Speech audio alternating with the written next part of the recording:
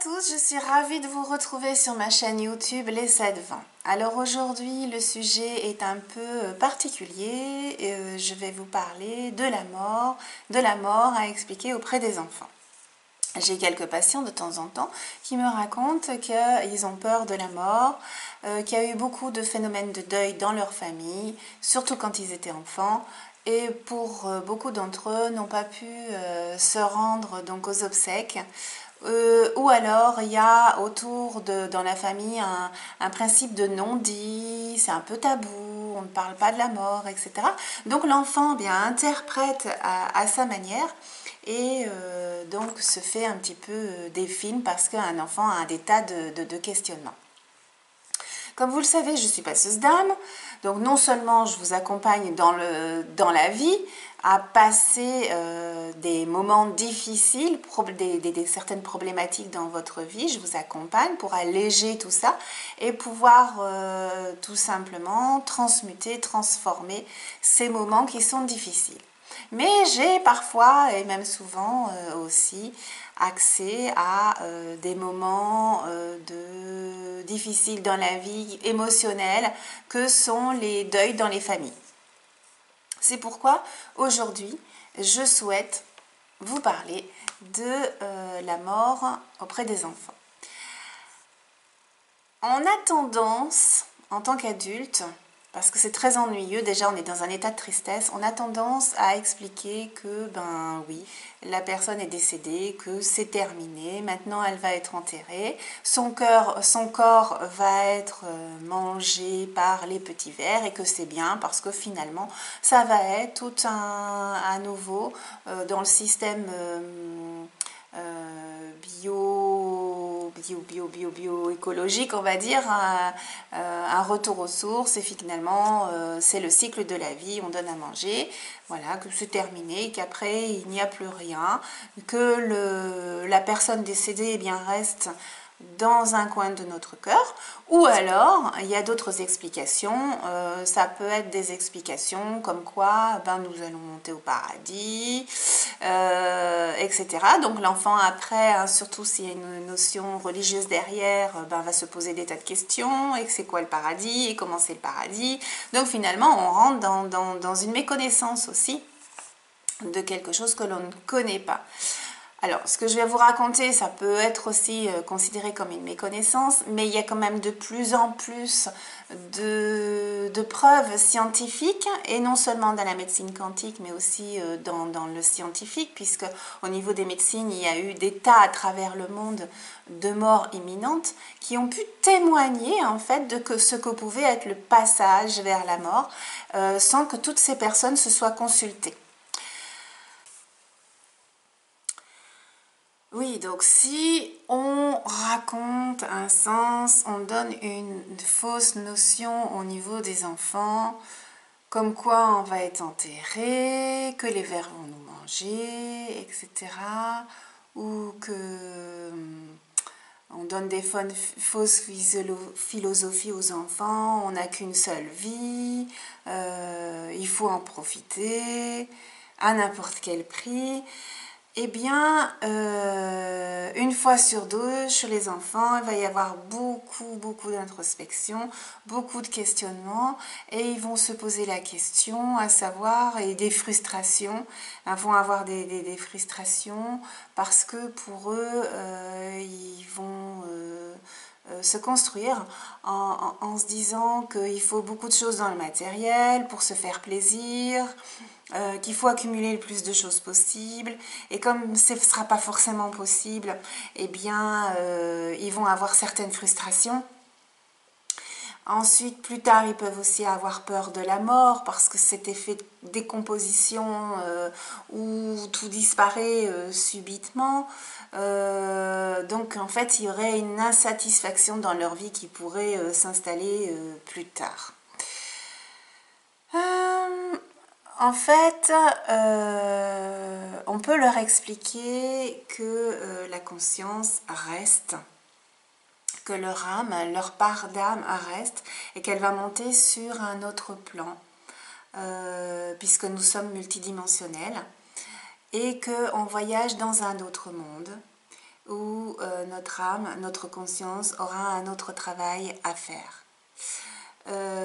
On peut leur expliquer qu'en fait, cette conscience, eh bien, peut voyager d'un monde vers un autre et nous rendre régulièrement visite. On peut lui expliquer aussi qu'elle peut avoir diverses missions. Parfois, c'est l'âme de leur grand-père, ou de leur maman, ou de leur papa, va aider d'autres âmes, accueillir d'autres âmes qui sont en difficulté. Il y a aussi une autre explication que l'on peut leur donner, c'est que c'est un peu comme sur la Terre, c'est un écolage, ils sont passés dans une classe en quelque sorte supérieure où ils vont continuer à apprendre et à aller à l'école des anges ou en tous les cas à l'école des consciences pour continuer à évoluer. Alors, j'avais écrit là un petit papier sur tout ce que je vous souhaitais vous dire. Est-ce que je vous ai tout dit? Donc, sur la notion, ouais. En fait, il est important de leur dire qu'on n'est pas ici pour se réaliser matériellement, qu'il faut être heureux sur l'extérieur. Et c'est justement la fausse idée que la plupart des personnes se font, c'est que il faut être réalisé à l'extérieur pour être heureux. Or, la réalisation de notre âme, c'est d'expliquer en fait que le plus important ici est d'apprendre à s'aimer et aimer les autres. Au lieu de se réaliser matériellement. Parce que notre devoir est de donner un sens à la vie à nos enfants et non pas de donner un sens complètement absurde sur une réalisation surtout extérieure en oubliant complètement notre sens intérieur. Parce qu'il ne faut pas oublier que l'on arrive sans rien, hein, quand on est vide et que l'on repart avec les poches vides. Donc cette nécessité sur l'extérieur fera notre bonheur, eh ben, c'est une fausse croyance que l'on donne à nos enfants qui, comme je le disais tout à l'heure, vont arriver vers une frustration de la vie, un manque et vont se dire qu'ils ne sont pas heureux. Voilà, donc c'est vrai que si on leur dit qu'il n'y a plus rien après, alors ils peuvent se poser en permanence des questions d'être, parce qu'il ne faut pas oublier que l'enfant, dès sa naissance, a encore une connexion avec son âme et les divers plans dans lesquels il était. Et ça, c'est jusqu'à peu près l'âge de 7 ans, en tous les cas, certains, en tous les cas jusqu'à 5 ans, où ils ont encore cette connexion avec cet autre monde. Et il faut leur laisser cette connexion. Et de plus en plus d'ailleurs maintenant, il y a des enfants qui naissent et qui se souviennent, qui ont encore des connexions. Donc ça, c'est vraiment comment est-ce que je pourrais dire, un encouragement et une preuve qu'il y a autre chose. Si par contre on leur dit qu'on enterre un être cher, un être proche, et puis qu'après il n'y a plus rien, bah, en quelque sorte c'est démotivant, en plus de cette frustration, et en plus c'est une injustice. Une injustice pourquoi ? Parce qu'on mutile en quelque sorte leur connexion, comme je disais, qui se faisait à peu près jusqu'à 7 ans, et on les force à rentrer dans un rationalisme, on les met dans un état de conscience rétréci. Donc le but est vraiment de pouvoir les écouter dans l'expression de ce qu'ils vont raconter. Leur laisser cette possibilité d'exister, de continuer à exister. Et quand il y a d'ailleurs des parents qui sont vraiment à l'écoute de leurs enfants, eh bien les parents peuvent découvrir un nouveau monde, une nouvelle conscience que eux ils ont mis en retrait et par ce rationalisme. Donc ça c'est vraiment dommage de les couper à cette relation qui va leur donner non seulement une injustice, mais va les démotiver sur l'intérêt de vivre et l'intérêt de la vie. Parce que finalement, à quoi ça sert d'aimer, à quoi ça sert de travailler, à quoi ça sert de vivre en quelque sorte.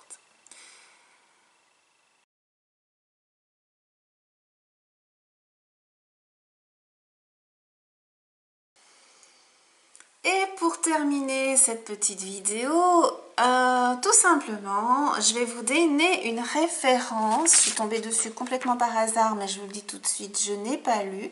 Mais je pense qu'il y a une bonne résonance, il y a une explication assez rationnelle aussi et scientifique faite, puisque c'est un livre qui a été écrit par le docteur Olivier Chambon et qui s'intitule « Oser parler de la mort aux enfants ». Donc ce livre est en deux parties, il explique la première partie, donc pourquoi expliquer aux enfants, et ensuite il y a aussi des témoignages de parents qui rapportent tout simplement ce que leurs enfants ont dit, en les laissant justement s'exprimer et en les laissant en connexion avec les divers plans. Eh bien écoutez, je vous dis à bientôt pour une autre vidéo. Je vous embrasse bien fort. Je vous remercie bien sûr de liker, hein, vous avez bien compris, d'appuyer le petit pouce en l'air pour faire suivre, pour que cette vidéo puisse continuer à vivre. Je vous retrouve dans d'autres vidéos et puis également sur mon site www.les7vents, les 7 en chiffres, vent.fr, et là vous pouvez être transféré sur mon blog sur lequel il y a des articles et des vidéos. À très bientôt. Ciao ciao.